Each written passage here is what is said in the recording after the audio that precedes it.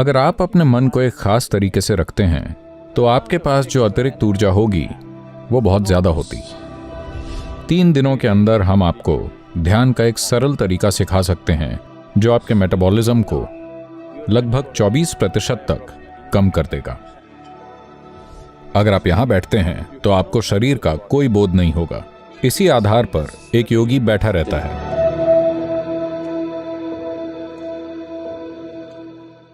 सद्गुरु, हमने ऐसे कई लोगों की कहानियां सुनी हैं जो ध्यान की गहरी अवस्था में चले जाते हैं और वो कई महीनों तक भूख और प्यास जैसी बुनियादी मानवीय जरूरतों का त्याग कर देते हैं। लेकिन विज्ञान कहता है कि अगर इंसान पानी न पिए तो वो 10 दिनों में मर सकता है। तो कृपया हमें समझाएं कि मेटाबॉलिज्म की ऐसी अवस्था कैसे प्राप्त की जा सकती है।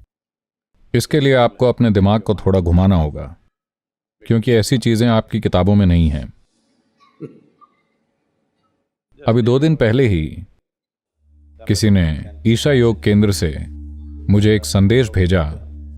वहां ध्यानलिंग नाम की एक जगह है। ऐसा अक्सर होता है, लेकिन ये एक विदेशी नागरिक के साथ हुआ, तो थोड़ी चिंता के साथ संदेश मेरे पास आया। तो ये महिला सुबह 7 बजे जाकर ध्यानलिंग में बैठ गई। क्योंकि लोगों की संख्या ज्यादा होने के कारण हर किसी को वहां बैठने के लिए सिर्फ 15 मिनट का समय मिलता है। तो सुबह 7 बजे वहां बैठी और दोपहर 3 बजे तक वो नहीं हिली। कुल कितने घंटे हुए? 3 + 8 घंटे। वो बस बिना हिले डुले बैठी रही। उसे एहसास ही नहीं हुआ कि वो इतनी देर से बैठी है। उसने सोचा वो बस 15 मिनट के लिए ही बैठेगी।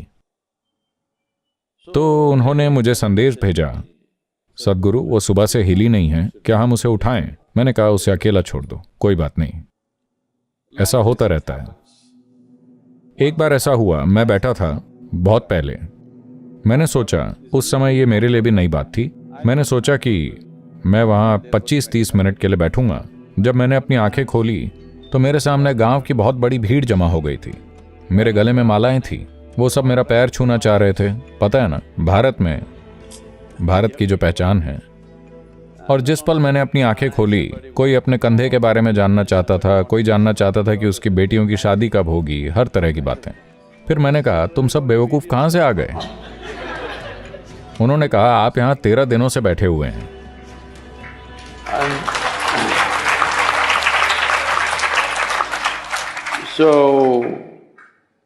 आप पूछ रहे हैं कि सिस्टम में क्या होता है।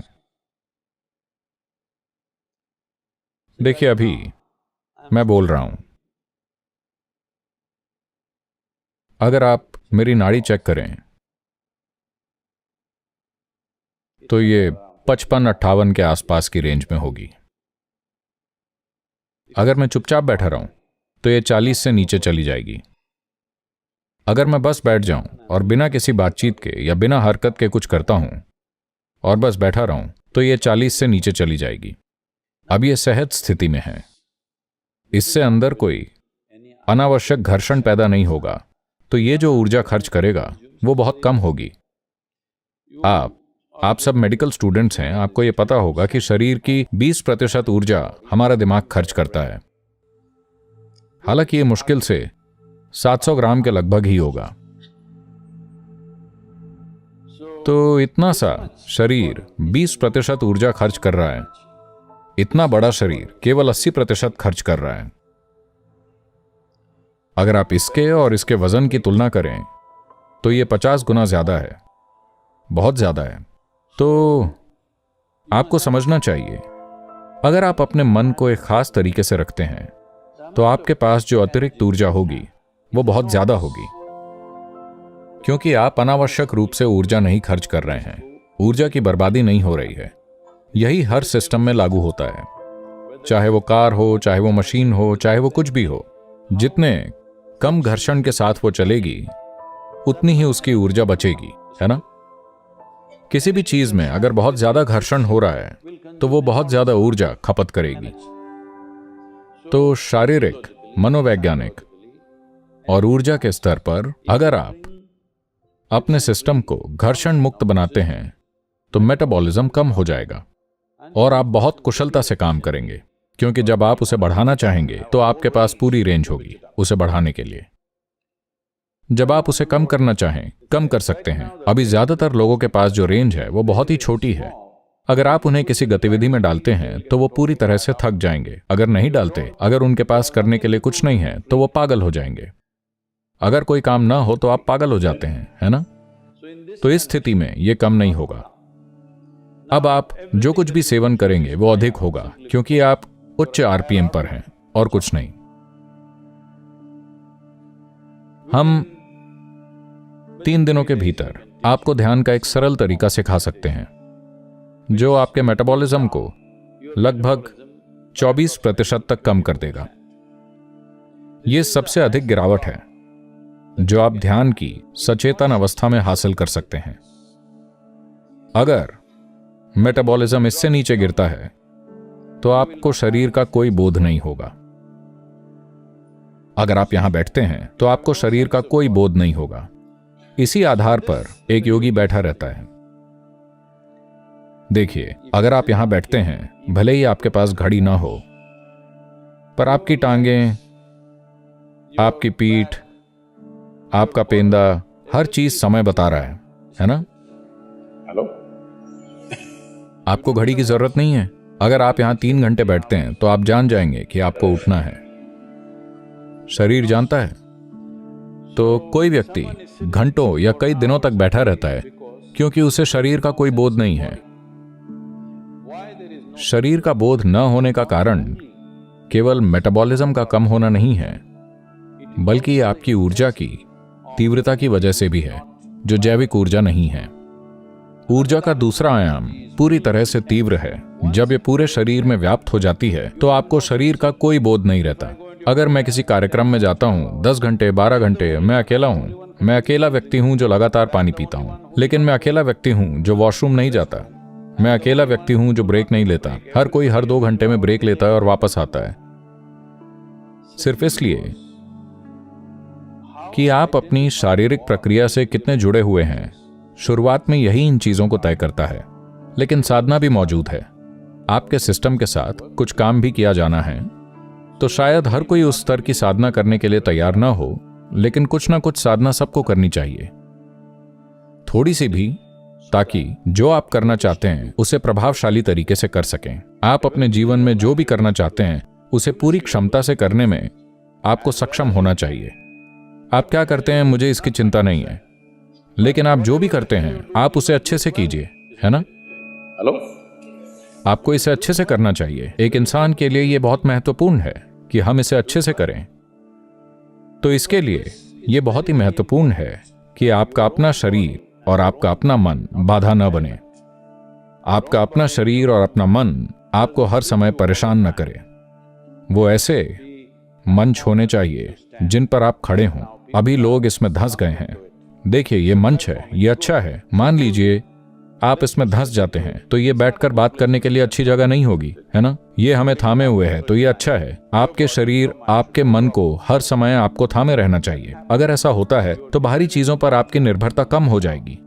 और साथ ही पानी हमेशा मुंह से नहीं पिया जाता। शरीर कई तरीकों से पानी का सेवन करता है।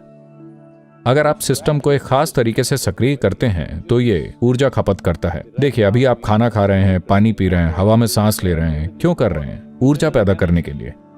लेकिन विज्ञान ने स्पष्ट रूप से साबित कर दिया है कि हर जगह पर्याप्त ऊर्जा है। तो अगर आप ऊर्जा को उसी रूप में ग्रहण करने में सक्षम हैं, अगर उसे आत्मसात करने में सक्षम हैं, ये कैसे संभव है? योग शब्द का अर्थ बस यही है। योग शब्द का अर्थ है कि आपने अपनी व्यक्तिगत सीमाओं को मिटाना शुरू कर दिया है। अभी ये मैं हूं, वो आप हैं, बिल्कुल स्पष्ट है ना? क्यों? क्योंकि आप सोचते हैं कि ये शरीर मैं हूं, वो शरीर आप हैं। ये एक स्पष्ट सीमा है, यानी मेरे शरीर और आपके शरीर की सीमाएं स्पष्ट हैं।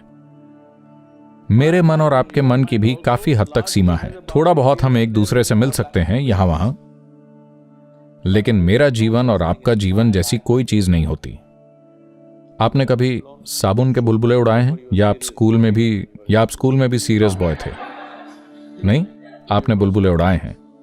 मान लीजिए हम यहां बैठकर साबुन के बुलबुले उड़ाते हैं। आपका बुलबुला इतना बड़ा है, मेरा बुलबुला इतना बड़ा है। अब मैं कहता हूं ये मेरा बुलबुला है, वो छोटा वाला आपका है, ये मेरा बुलबुला है।